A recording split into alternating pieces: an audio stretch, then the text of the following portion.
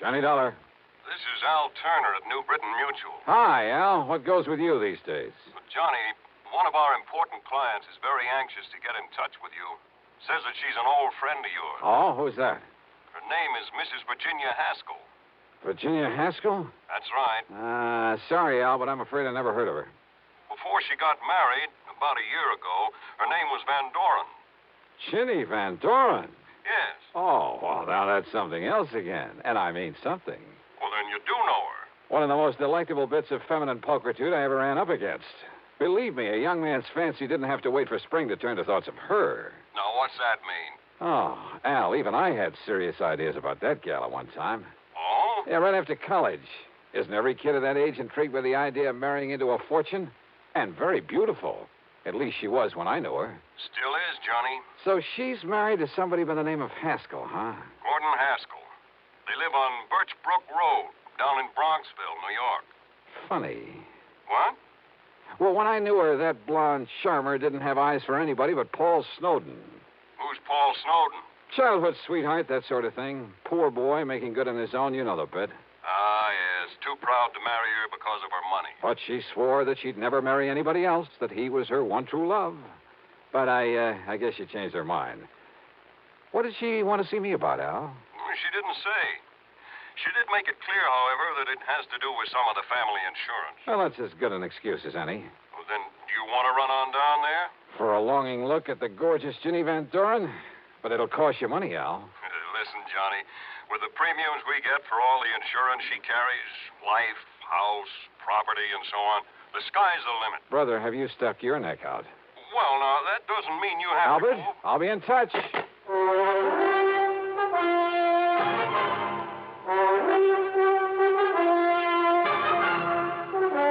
Bob Bailey in the intriguing adventures of the man with the action-packed expense account. America's fabulous freelance insurance investigator. Yours truly, Johnny Dollar.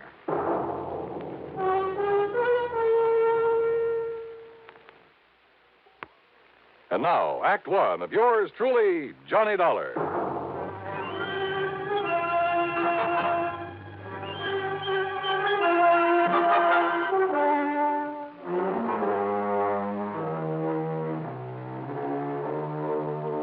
Expense account submitted by Special Investigator Johnny Dollar to the New Britain Mutual Insurance Company Home Office, Hartford, Connecticut. Following is an account of expenses incurred during my investigation of the Wayward Heiress matter.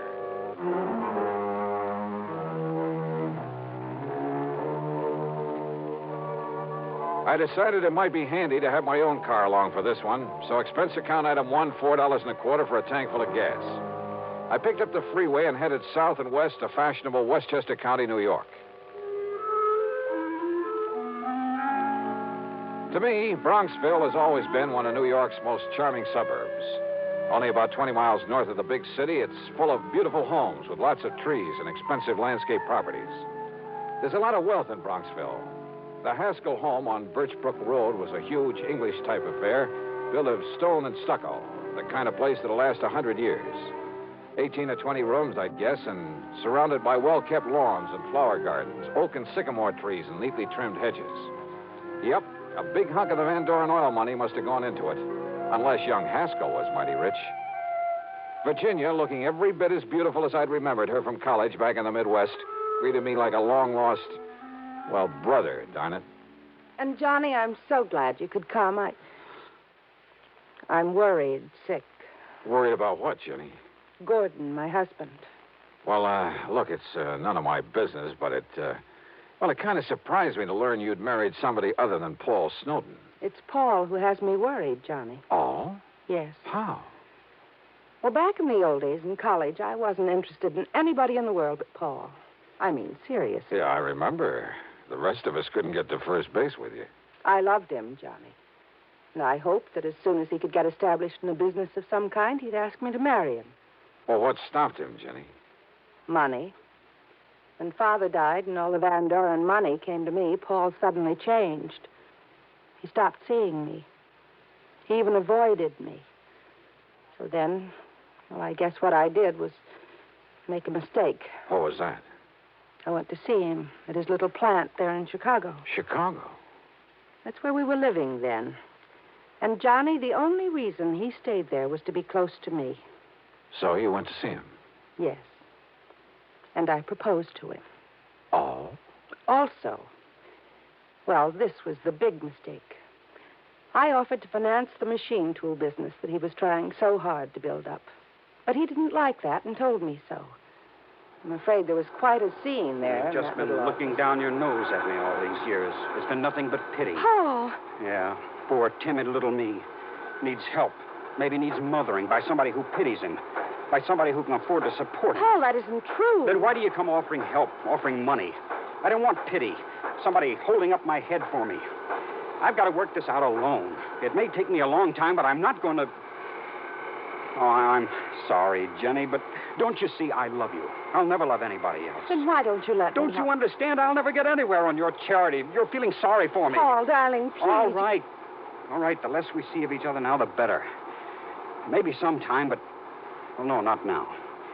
Find somebody else, Jenny. Somebody who can give you the things you need and want. Now, Uh-huh. A little too much pride for his own good, I'd say. It upset me terribly, Johnny. Especially when he told me to go out and find somebody else. But I take it you did. Then Gordon came along. Sort of caught me on the rebound, I guess. Tall, good-looking. He fell in love with me the first time we ever met. I guess he kind of swept me off my feet. But now that the honeymoon's over... He's been wonderful to me. And I love Gordon, Johnny. I love him very much. As much as Paul. Not perhaps in the same way. But we're very happy together. And there's never been any strain or tension because of this difference in our fortunes. Gordon isn't wealthy either? Well, he hasn't what I have, of course. But he manages to get along. And I'm being a good wife to him. Oh, I'm sure you are, Jenny. And don't you see, if Paul, because of his jealousy, were to kill Gordon... Jenny, you mean you honestly believe he might? Yes. That's exactly what I mean. That's why I sent for you. But good heavens, gal. And Johnny, you've got to stop him.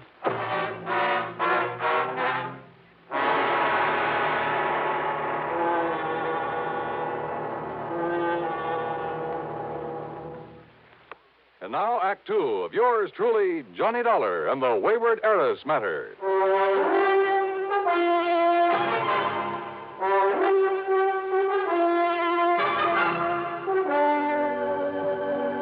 All right, now, Jenny, listen to me. It's true, Johnny. I'm sure of it. Paul Snowden has come here to kill my husband. He's told you as much? Haven't you been listening to me? Well, of course I have. Maybe my marriage to Gordon was on the rebound, on the spur of the moment. Call it anything you like, but it was Paul who turned me down. At least for the time being. I told you what he said. And simply because of a misguided sense of pride, because you had money and he didn't. Yes. Well, how did Paul take it when he learned that you were going to marry Gordon, I mean? He was terribly angry. He made all sorts of wild threats. Well, now, that doesn't necessarily... He said that he would kill anybody else who married me, and he will, Johnny. Does he know Gordon? He's never seen him. But he wants to kill him? Oh, Jenny, that doesn't make any sense. Don't you understand? It was to get away from Paul that Gordon and I came here to get married and settle down. Or because you were afraid you might still be in love with Paul. It isn't a very nice thing to say, Johnny. But it could be true, couldn't it? Is Gordon in business here in the East? Well, I've helped him to start one, Johnny. A little importing business. What did he do before? Jenny? Well, his family had quite a bit of money once. But they lost it all in some bad speculations. And, well, if you must know, Gordon just sort of played around for a while. Did Paul know all this? I don't know. Because if he did, maybe you shouldn't blame the poor, hard-working guy for not liking him. But Gordon is good, and he's good to me. He's good to you. Seems to me you're the one You who mustn't say that, Johnny. He is good to me. And he's all I have now. If only Paul hadn't found out where we've come to live. Oh, look, Jenny, I'm an insurance investigator, not a love counselor, and... Oh, what's the matter? Don't you believe me? All I've told you? Or are you just trying to be very cold-blooded about this? Jenny. All right, then. This happens to be a cold-blooded insurance matter. For the simple reason that Gordon's life is insured. And if you have no heart, If all you can think about is business, all right. It's your job to keep Paul from killing Gordon. Now, listen, Ginny, you've been married nearly a year. Nothing's happened, nothing at all. Yet now, all of a sudden... Because Paul has come here. He telephoned me. And there can be only one reason why he's here. I doubt that. But where is he? In New York, at a hotel. What hotel? He didn't say. Well, is he coming out here to the house? He said he wouldn't come until he could be sure that Gordon was here. And then? Then to prepare for the worst. Those were his very words, Johnny. Prepare for the worst. Wasn't Gordon here when he phoned? Yes, but I didn't tell him that. Where's Gordon now? Over in Larchmont at the Beverly Arms. In hiding, in other words. I want him to stay there until something can be done about Paul, that's all. Well, if Paul's so all-fired determined... He is, Johnny. He always was. That could be a pretty admirable quality, Ginny. Of course it is. But when he's determined to do such a horrible...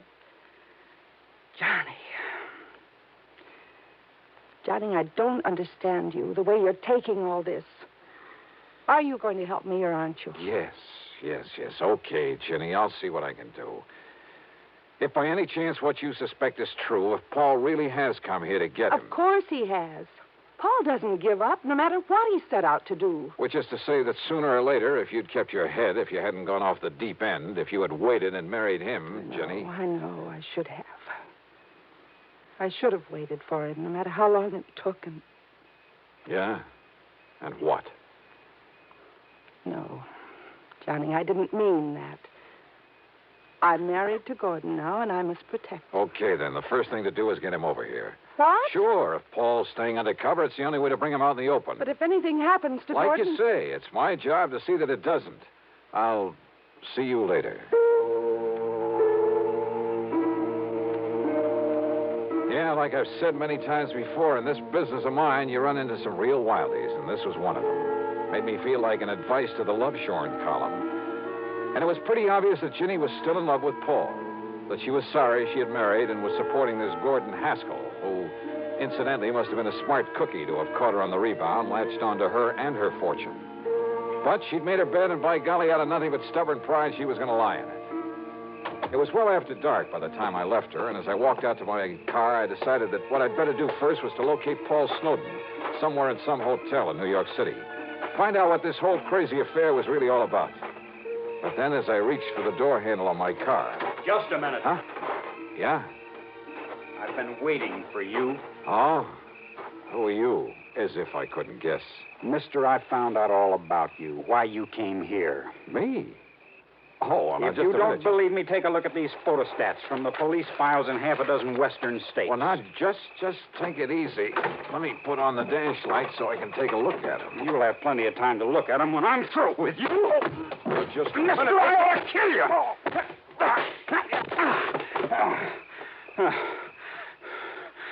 All right, now. You want some more?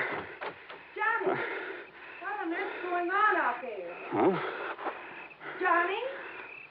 What? Johnny! Oh, no.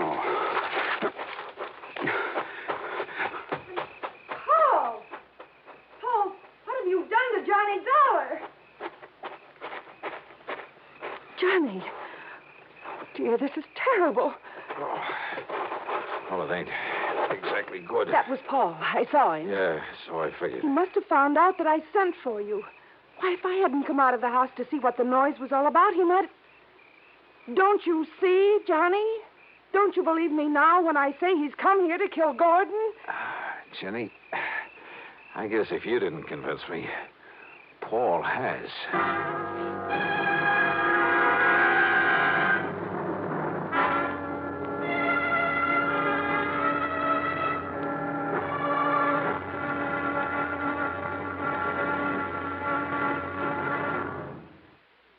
Now, Act 3 of yours truly, Johnny Dollar.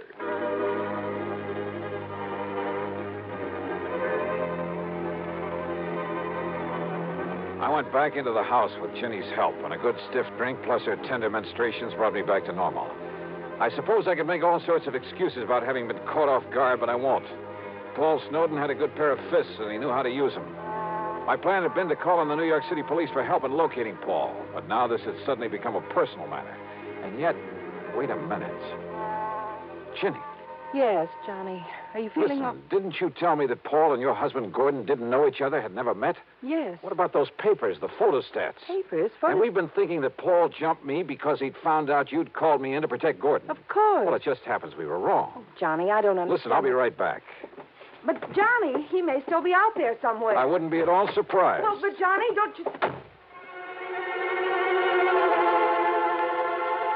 I found no sign of Paul or the papers he'd shoved at me. But I was certain that he was still in the neighborhood, waiting. But not for me. I jumped into my car, drove away, then circled around the block, parked, and sneaked into the house the back way. Johnny! I thought it was Gordon coming in this back door. I phoned him that Paul had been here. Yeah? What'd he say? Only that until Paul is taken care of, he'd better get out of town. But, Johnny, that's such a... Oh, great. And yet, if he plans on being away for any length of time... Excuse me a minute. Yeah, there was a chance, a bare chance, that this whole thing could come to a head very quickly, with a bit of luck. I opened the front door, then called out into the darkness beyond the porch. Paul? Paul Snowden. This is Johnny Dollar. If you're out there, stick around. Now, listen. I'm leaving this front door unlocked, so use your own judgment. I went back into the library. Standing there with Ginny was a man, a few years older, slightly gray around the temples. He had a worried, furtive look about his eyes. He was momentarily startled when I walked in on him. Johnny. Gordon, this is Johnny Dollar. Hiya, Gordon. He sneaked in the back way, Johnny. But I'm not staying around to get killed. Now, listen, Virginia. Gordon, it'll be all right now. No, I don't know who Dollar is or why you've called him in, but I'm not staying around here with Paul Snowden gunning for me. You're afraid of him, Gordon? Wouldn't you be? Come on, Virginia.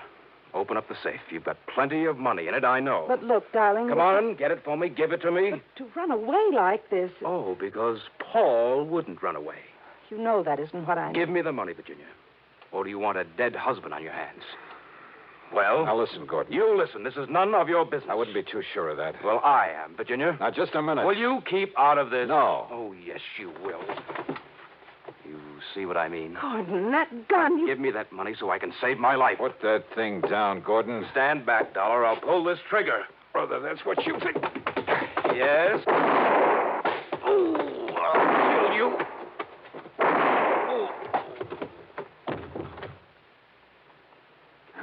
Thanks, Paul.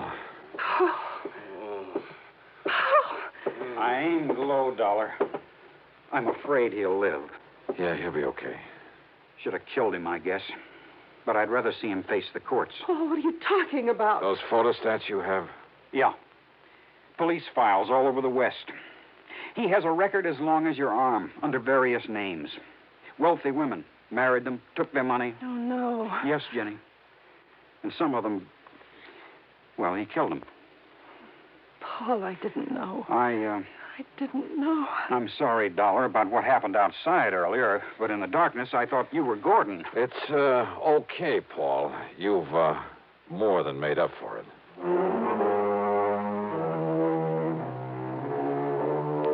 Well, maybe Paul and Ginny will finally get together for keeps. I don't know. I don't even know whether I care. I'm just glad I wasn't involved. That is, any more than I was. Expense account total, including mileage of my car back to Hartford, a lousy $10. Yours truly, Johnny Dollar.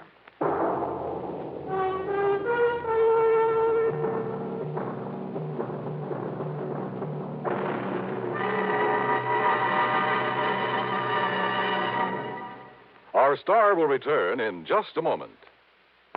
Now, here's our star to tell you about next week's story. Next week, a sweet little old lady involved in one of the dirtiest rackets I know.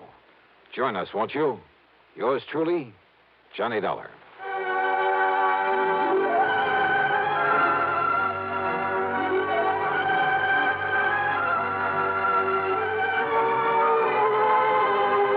Yours truly, Johnny Dollar, starring Bob Bailey, originates in Hollywood and is written, produced, and directed by Jack Johnstone. Heard in our cast were Virginia Gregg, Les Tremaine, Sam Edwards, and James McCallion. Be sure to join us next week, same time and station, for another exciting story of yours truly, Johnny Dollar. This is Dan Coverly speaking.